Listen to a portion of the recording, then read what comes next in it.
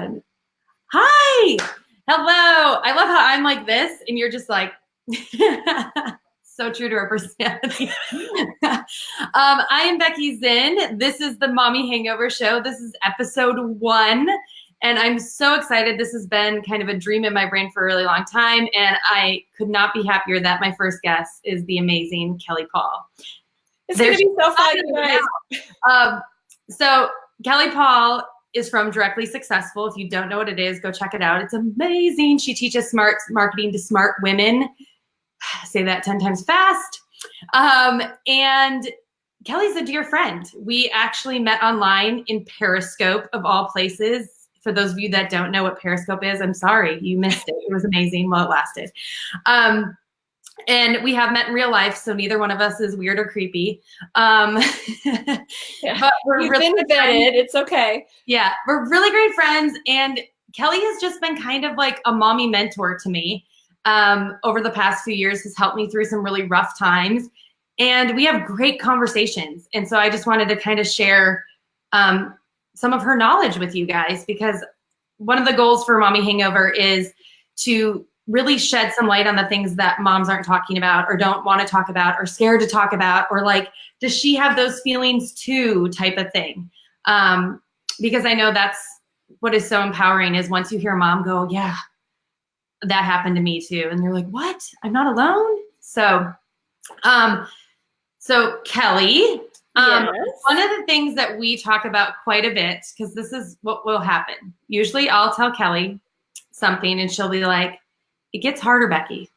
It doesn't get easier. Because for Kelly, if you want I'm such a supportive friend.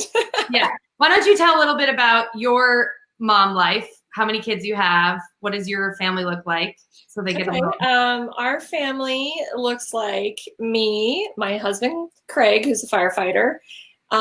Craig works firefighter hours, so 48-hour shifts. So gone for 48, home for 4. And then I've got a son who is a sophomore in college, almost 20 years old, and a daughter who's a junior in high school, and she's 16. So we're in like the teens and you know, early adult, young adult stages. So sometimes I think what people don't talk about, what sometimes moms don't talk about is, you know, like, I feel like it's okay to talk about the terrible twos and tantrums and all of that stuff.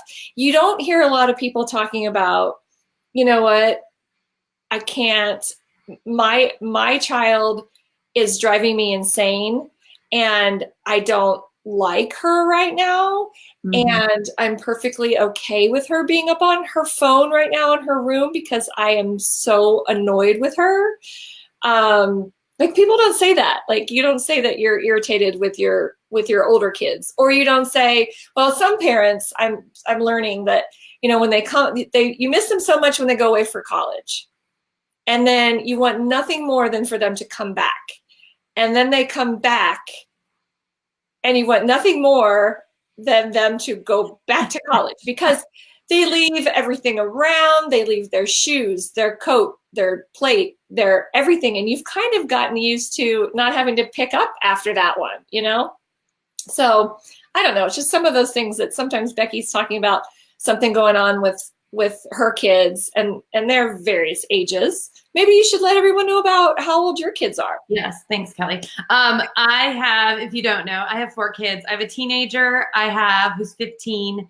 I have a 9-year-old. I have to think about it. I have a 9-year-old, a 7-year-old, and a 4-year-old. So I have all the ages, and we're in the thick of it probably with every age. I feel like right now, like it's full force. But I think it's funny when you were talking about your daughter just now, and you were like, oh, it's okay that I'm kind of annoyed with her and she's upstairs on her phone. I'm thinking in my head, like a 9-year-old, like you're talking about, you know, a little kid, but you're like, nope, teenagers too. Like send them away. I think that's so common, is especially right now, with the no screen time and should they have phones, and oh my gosh, Kelly and I've had many conversations about phones because currently the teenager does not have a phone. And you're kind of like, oh, am I a bad mom for sending them up on screen time? I mean, full disclosure, right now, the 9-year-old's homesick and he's upstairs on screen time. So The warning that I would give you from the other side, and both of mine obviously have their screens. 2 warnings. The first warning is they really are addicted to it. And when they get older, if you haven't set those limits, and if you haven't put some of those safeguards on their phones, and if you don't know how long they're on their phones, they really are addicted to it, and it becomes difficult. That's something I don't feel like a lot of high school parents are talking about, is how addicted to the phones the kids are. Oh yeah, and giving them to them so early. Mm-hmm. Like so early, you're just asking for the addiction to start earlier. Right. You guys are giving phones so much earlier, even than we did. So that's a concern for sure. And they study with their phones, they sleep with their phones. We've tried to make that a rule to, you leave your phone downstairs, it doesn't go upstairs with you. No studying with your phone. Well, you know what? Half of their stuff for class is on their phone or on a tablet, and it's just difficult.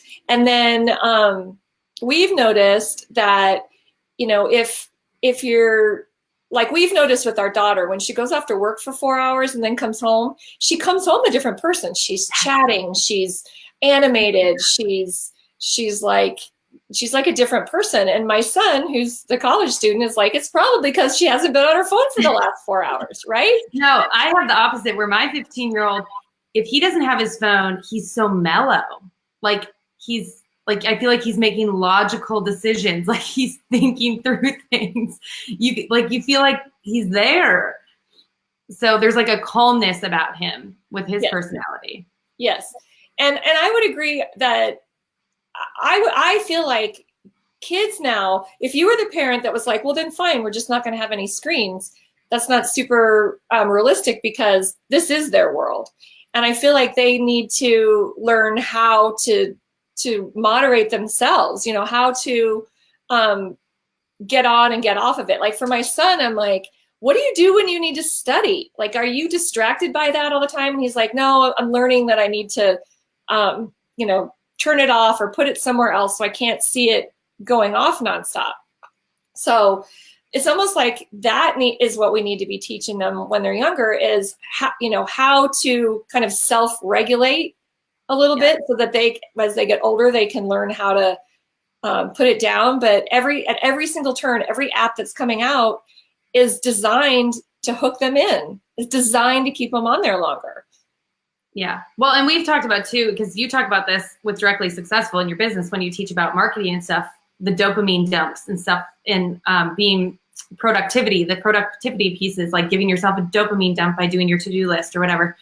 But it also goes back to the phones, because every time they get a text, or every time they get a like, or every time they get a ding, that's a dopamine dump. And they're getting these like crazy amounts of dopamine dumps in relation to that phone. So it is kind of like a drug that they want to keep going back for to get that. Right. I'll tell you something that I don't know if your son does this, or any of you guys that are watching, but my daughter and her, in her group of friends in this area, they have an Instagram, and then they have something called a Finsta, which is a fake Instagram. Oh, bless. Some of that is, I think, to hide from parents, but the other thing it is for is that they can be their true authentic selves on their Finstagram, because they only allow their friends, their real friends, to be on the Finsta. So they record silly videos. They don't have any makeup on. They're chatting. They're being honest about, how they felt today or something like that. So there was a part of me that was like, well, that was a good solution, right? So they have this forward-facing Instagram that they only post. Many of them only have 60 posts on there, which I thought was not very many, considering, because they only put the best looking prom pictures and the best sunset and all of those things on Instagram. So they even realize, okay, Instagram, a lot of this is just this fakey forward, everything's perfect. but they needed to create something where they could actually be themselves. So they went ahead and created this Finsta. So I thought, first of all, I was like, how many Finstagrams do you have? Am I following them? And but I thought that was an interesting solution. They even realized how fake everything is. Yes, they want a solution to the fake problem. Yep. Okay, so look, we have people saying things and commenting. I know, I was just seeing that. Cinnamon says, my 9-year-old has no phone. 11-year-old does, but she stays for after school sports. Yes, that is hard. And it was funny. Recently, my brother-in-law and my husband and I were all talking, and we were debating how we got home from school when we were in high school. Like, we were like, how did we orchestrate that? Like, because you had practice, and sometimes practice ended at a different time or whatever. And finally, my brother-in-law was like, oh, remember we had pay phones, right? like at the end by the gym. And I was like, oh yeah, now I remember. He's like, so they don't even have that, which kind of stinks because like that, again, it makes it where they have to have this device to call or whatever. But I thought that was really funny. I was like, huh, yeah. And I think that was something that was a bit of mom advice I've given you before, which was, don't teach your kids to be able to wait for you. You kids, I'm like, in a bit of rage. Did the air from outside hit your face and then you were alarmed that I wasn't there waiting for you? Drives me insane. For the love, child, I'm on my way. You can wait 2 seconds, but we're like in constant contact. Oh, send mom a text. Practice is over. Come and get me. Or, I don't know. Or we're just always there waiting. I was always there at elementary school. Always. They wouldn't ever step foot outside of that door and not see their mother waiting for them, except for the couple times that I forgot completely because I was working and lost track of time. But they were like out of their skull. And it's because I taught them that, don't you worry, you will never, ever walk out of a building and not see your mother waiting for you. So teach your kids to be able to have some air on their face before they see you. That's like a meme. Right? That needs to happen. No, that's so true because without the oldest having his phone now, that was the conversation we had. And my husband, who's anti-phone, like he never wanted him to have the phone. He's like, this is a bad idea. When we took it back, he was like, I'm like, well, how are we going to know when to pick him up from golf? And he's like, you tell him to be ready at a certain time. And then he has to actually meet you there at a certain time. And if he needs a watch, he can go buy a watch. Or, and we've had this conversation too, or you swing by before you said you were going to be there and you just do a little spot check to make sure that they are where they are. My son has always had lots and lots of freedoms because every time I've ever done a spot check on him, he is where he says he's going to be, and he is with who he says he's going to be with. So thus, he got a lot of freedoms. He earned the trust, not knowing, because I didn't tell him I was going to check up on him. So he earned the trust, and it was one of those things like, you break my trust, and you're going to be sorry. But, like my daughter will say, how come he never had to come home at whatever time? And I'm like, he earned it. He earned a later curfew than you because he is always where he says he's going to be. He will text and say, hey, I'm leaving Joe's house and now we're going to Sonic. That's the only rule. Let me know when you move from one place, from one spot you're at, and you're going to another. That's all I want to know.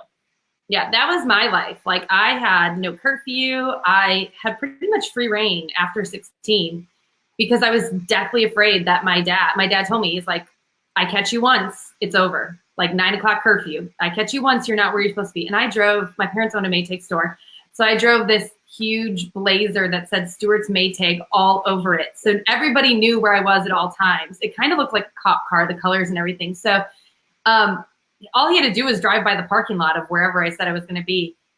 I doubt he ever looked. I truly doubt he ever looked. But he knew he scared me enough that I never lied. And I had all the freedom. I wish my 15-year-old would understand that. But yeah. Kids. Hey, you guys who are watching, you viewers, can you just comment and let us know like the ages of your kids? Yes. What stage are you guys in? Yeah. I hate to be like this Debbie Downer that's like, oh, it gets harder and harder. Yeah, that's what I was going to say. So I will oftentimes come to Kelly and I'll say, you know, the 4-year-old's doing this, and then the 9-year-old's doing this, and then, oh, bless the 7-year-old. And she's like, I know, Becky, it gets easier in a sense of like, you're not like diapers and you're not having to like hold their hand everywhere you go, and you can like go somewhere and they can all play. Like I was talking to another friend the other day. She's like, how do you go to the playground? Like one's going this way, one's going that way. They're all over the place. There's all these people. How can you track it? You know, I'm like, yes, there are, those things get easier, but there's harder stuff that comes along. And I feel like our kids are exposed to the harder stuff so much earlier than I ever was. Just by other kids, TV, you know, everything. But I think that's the biggest thing, is that we trick ourselves into thinking that, oh, once they're out of diapers, we're smooth sailing. Like it's all good. I just feel like it gets harder in a different way because, you know, when they're little, you're keeping them safe, you're keeping them alive. You know, you're trying to make sure that they get enough sleep and the right kind of food. That still happens when they get older, but their problems, I feel like their problems and their hurts get bigger. And I'm sure Cinnamon is nodding her head on this one. Like they're when they're hurt and they're older and there's problems when they're little. Like I remember fourth grade. Fourth grade was an awful grade for mean girls. Like there was some mean girls in fourth grade, and that was, you know, the first time you see your child like hurt or ostracized, and you just feel it so intensely. Well, I'll tell you what, go to that little kid and yell at that little kid. Like, you still feel like doing that when they're older, but when they're older, their hurts and their problems and their feelings get even bigger. And it's a really helpless feeling sometimes. Like it's some of it's stuff they have to go through. Some of it's stuff that you just have to sit back and, you know, pray that, you know, they're going to find the lesson in this, or they're going to find the better group of friends or whatever. But it's really painful and hard to watch because it's not really much that you can do to help with that. And if they're at the right age and adolescence, they really don't necessarily want to hear your advice. Sometimes they do. That's what I was going to say. You're like, I can fix this for you if you just listen. Like if you just 15, I think is a really great example. Like I say this all the time to him, is I have the ability with life skills and age that I know if you do this, X, Y, Z is going to happen. You don't have that foresight. Like you don't, and he doesn't believe me. And then he goes and does it. And then he comes back, he goes, okay, you were right. Like what? Wait, he comes back and says you were right? I would record that. I don't think anyone's ever told me I was right. I will give him that. If you just ignore the boy, he will be into you. Right. That is one, though, I feel like you have to learn with age. That you have to learn with age. Yes. Okay, let's see these comments. So Cinnamon's got 17. Oh my gosh, I didn't realize she was almost 17.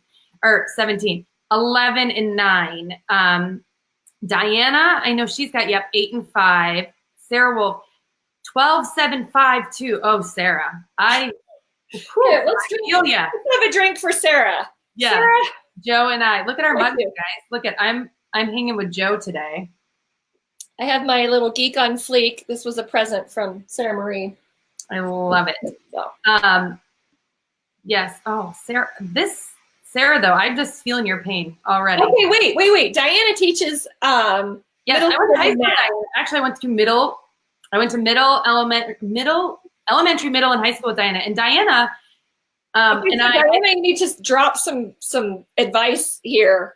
And she's a teacher. That's what I'm saying. She teaches middle school, so she's got some good advice for this middle school. Oh, she does. And technology. Diana, I think I'll have to have you on here because you deal with a lot of the technology in kids. Diana, what do you see at school? Are the kids on their phone the whole time? Do you have one of those phone caddies? What do you do as a teacher? My thing is when I was in high school, if we had a pager on us, like you can't even two-way communication with a pager. you had a pager, you were like expelled or suspended or something. And now they can just like have the phones with them at all times in class, scrolling all the things. It's a constant thing with my students. We are mediating all of them all the time. It is so different from kid to kid. I'm on live. You need to go lay down. Go on. Go lay down. Captain's Kelly's other kid she didn't tell you about. It's her dog that has anxiety. No joke. She has 12, 13, and 14-year-olds. Oh my gosh, bless you, Diana. But I know she loves her job, so she's a saint. I saw something on, I don't know where it was, something I was looking at, but it was a teacher who had one of the cell phone, cart things, but they had a charger. They had it set up so that all the kids could charge their phones. So they wanted to put their phone into this. I thought that was brilliant. That's like something you would see on Pinterest. It's fabulous. Yeah. See, Diana's middle school has 0 tolerance for phones. And so if they get caught with a phone, they lose the phone. Well, that would be motivational. In high school, they are allowed to have their phones. Yeah. I don't know. Again, I thought it was brilliant to have like a charging station and all the kids wanted to put their phones there. Oh, that's so funny. But what I was going to say is Diana and I went to elementary school together, and I think we shared the very same unique experience that we were pretty sheltered, like in elementary school. And that was the worst that ever happened, was like you'd have the mean girl, like you'd have a mean girl instance. There was really, and I remember that happening, but see, our parents were so involved that they would like make you work it out. Like, y'all better figure this out. And then I remember going to high school, and it was like, oh boy, all the things at once, all the things are coming at you. And I think our kids now are so exposed to probably what I was exposed at middle school, I feel like is all the way down to like 2nd, 3rd, 4th grade. So it's getting harder earlier. Yes. Like how do you explain stuff? What do you tell them? All those, where it used to be where until 6th grade, your biggest fear was a mean girl, Mm-hmm. Or your biggest fear was not getting invited to the birthday party. Yeah, like the I used to love it when everybody arrived at school with their backpack and their sleeping bag, and you're like, guess I wasn't invited. Oh, no. Okay, so this is something I want to make sure we get in before we got to hop off here. This is Kelly and I's trigger. Oh God. Here we go. But this isn't, I brought this up at my women's night the other night at church, and I was surprised that it was their trigger too. And they had some interesting things to say about this, but you guys, we're here to tell you, we want to set the record straight. Dads do not babysit. They don't babysit. My husband loves to say it because he knows it annoys me, but he definitely does not practice it. And I think this is a problem because we like put them on the pedestal when they like watch their kids. They're their kids. A, and B, I think it also is a problem because like we sometimes make it where like, oh, if I leave the house, then he's going to feed them pizza. And we can't have that happen. Or he's not going to take them to do this the way I would. Or he's not going to help them the way I would. So part of it is like us. Like we want the control, like, because we're mom and we know the best way to do it. But the other part is, so like that, I think that sometimes we don't let dads babysit. But I think the other thing is that there's this cultural piece that like, yay, you watched your kids. We should be so proud of you type of thing. Oh, you should see, well, it's been a while. Oh, we're getting a whole bunch of amens. I know. You should, when dads are in a grocery store with their kids by themselves, like that's what I mean, like you're talking about. They get all sorts of, no one has ever given me praise in the grocery store for Next having time my someone kids. sees Kelly in a grocery store with her kids, give her a pat on the back. What? The other thing, though, that kind of goes with that is, my husband would just announce, hey, I'm getting my hair cut on the way home. Where I always felt like I had to say, hey, so I'm going to make a haircut appointment. Why do we have to ask permission? We're with these kids all the time. Why do we have to ask permission? I don't need to ask permission. I'm not asking permission. I have a haircut appointment and I am leaving. I'm not as hung up on what are they going to feed them and what are they going to do while I'm gone. I don't care.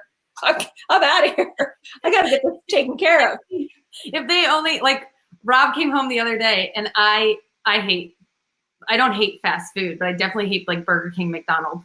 And he called me and he was like, hey, I'm going to stop and get the family deal at Burger King on the way home for lunch. And I was like, gross, but whatever. I don't have to make lunch. Like, he's feeding the kids. Great. Well, look at him. That was some good forethought. He probably wanted Burger King, right? So he was like, oh, well, I'm here. But you know what? Some guys would have just gotten it for themselves. So you need to praise him. I do. That is one thing Kelly's taught me to do, is that you praise for what you want repeated with your children and your husband, Yes. which is hard sometimes. But I think the biggest thing for me is I grew up in a household where my mom worked all the time. She was a workaholic, still is. My dad was home. We were latchkey kids because both our parents worked. But my dad was home most of the time. And so for me, it was just totally normal that your dad always, like, he took me to sports. He was the one that was always there. And so I think coming into my marriage, I just like expected, like, hey, this is how we roll. Like, I never thought anything different. So maybe because I didn't have that stereotypical like mom that always did everything for me, I never really allowed anything different. I think that, I mean, I don't know anything other than, I mean, I know from friends, but from my experience, my husband's a firefighter. So he's home a lot. He is home a lot. So I think you're going to say he's not home that much. He's home a lot. Well, when he's home, he's home. When he's gone, he's gone. So when he's home, though, like he was always around. Like he's here, I think, a lot more, and for a lot more consecutive days. It's not like it's just the weekend for someone who has a husband or partner that works just a regular 9 to 5 Monday through Friday. So he's always been, and you know what? And he was way better at playing Barbies and stuff like that than I was. That's so Rob. Yeah. Like he's got the voices and the whole shit going on. And I'm like, burn, burn, burn, burn. Okay, let's go play. And so nobody wanted to, which was kind of a good way to do things, like be really bad at playing Barbies. And then they don't ask you to play Barbies anymore. That's probably. So I'm exactly the same way, Kelly. Like I can, no. Yeah. Go ask Dad to play with you. And Rob's like, oh, it's so easy. You just hold the doll. Like, just hold it there, and then they'll play around you. And I'm like, I don't even want to hold it. I want to see Rob. I want to picture Rob down on the floor playing Barbies. Oh, he totally does. Braids hair, all the things. But yeah. So I think like that is, I think it's the biggest part though, is just like the cultural piece of like, we do praise. Like you see it on Facebook all the time, like these viral videos of like, oh, look at this amazing dad. He braids his daughter's hair. Okay. Like you have a daughter, you should learn to brush her hair. You don't have to become this expert hairstylist, but like you can take care of her grooming habits for her. Like that's okay. But it shouldn't be like, I guess that's what boggles me, is that it's like a viral video. Mm-hmm. This amazing father who brushes his daughter's hair. Yeah. And how many times have you brushed your daughter's hair, Kelly? I brush it and I braid it, and I've watched a YouTube video 16 times in order to be able to do this. And then she takes it out. She does that.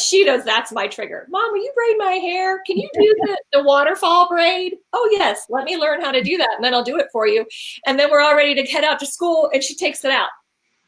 That would so be Taylor. Okay, so Diana said, see, my dad wasn't around, period. So from the get-go, I told Dave, I'm not signing up to be a single mom. And that was before we had kids.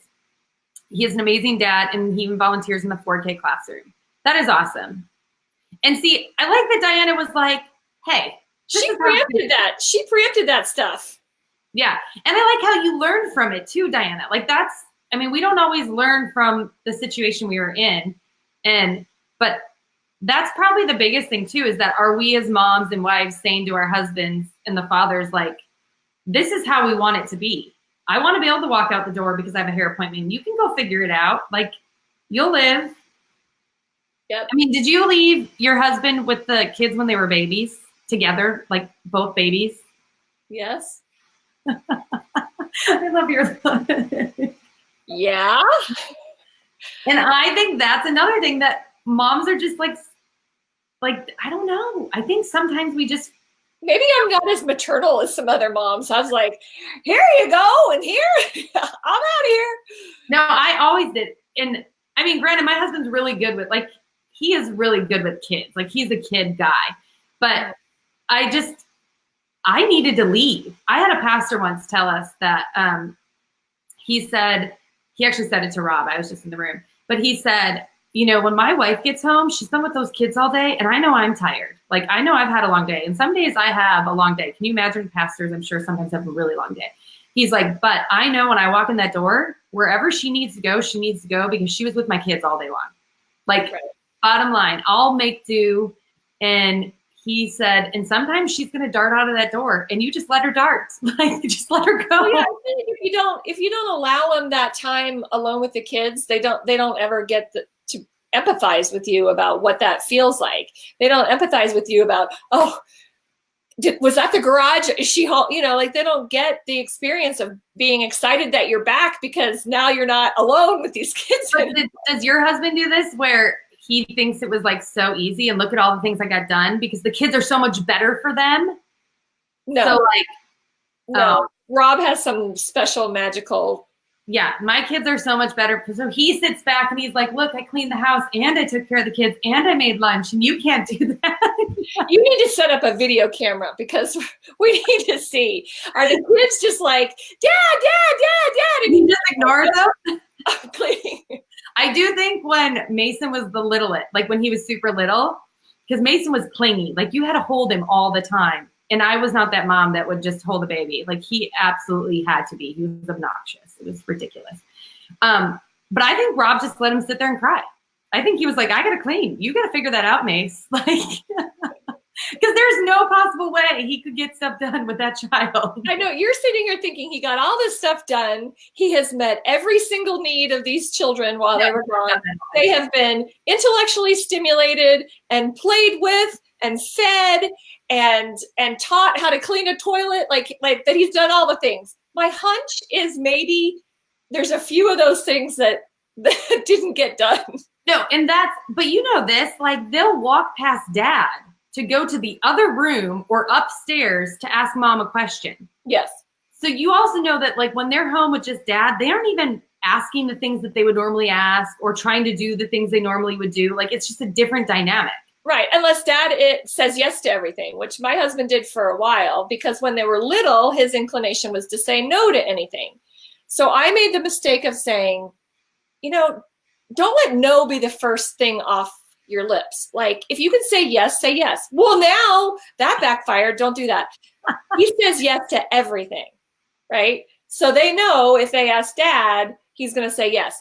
However, the good thing that we did implement was, you know, no splitting. It's called splitting. It's when you ask one parent and you don't get the answer you want. So then you go and ask the other parent, hoping that you're going to get the answer that you want.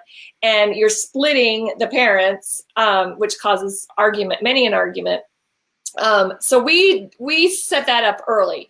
If you ask Dad and he says no, and you ask Mom and she says yes, then you're in trouble. So do you, like, call them out? Are you like, you splitted, grounded, you splitted, time out?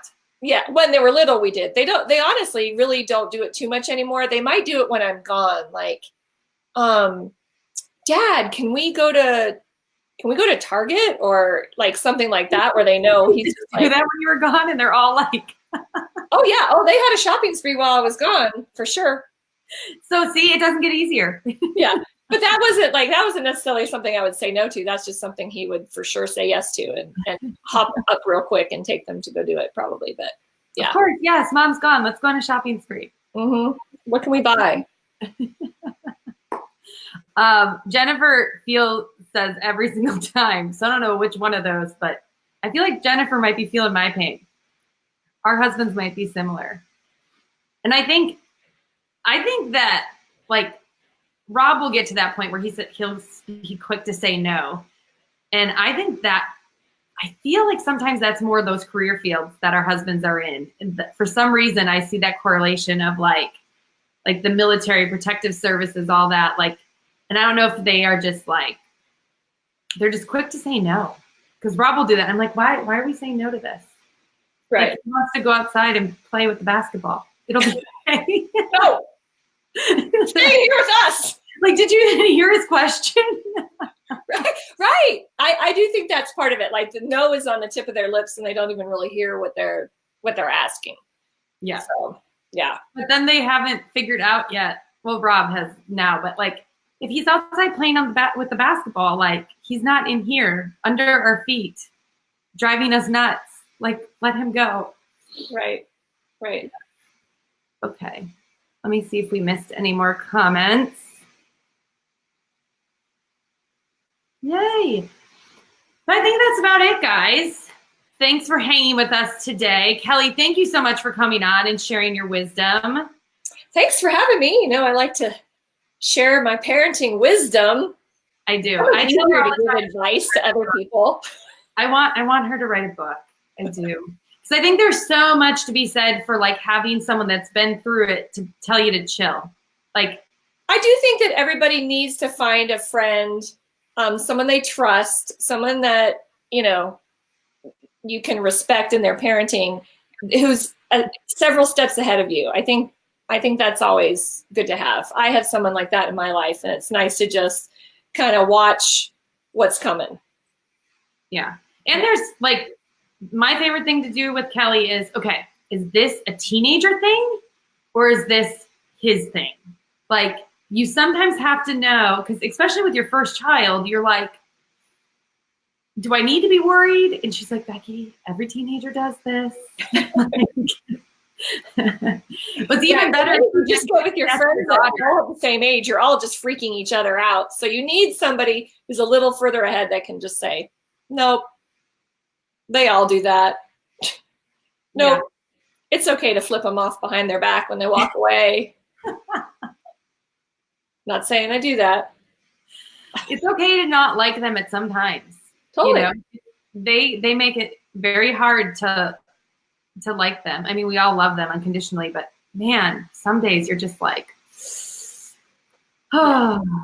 Oh, look, Diana says, great way to spend my lunch.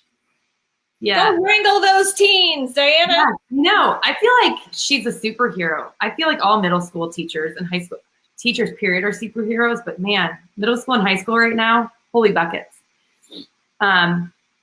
Yes, it is helpful. Jennifer said, yes, it's helpful to be with someone.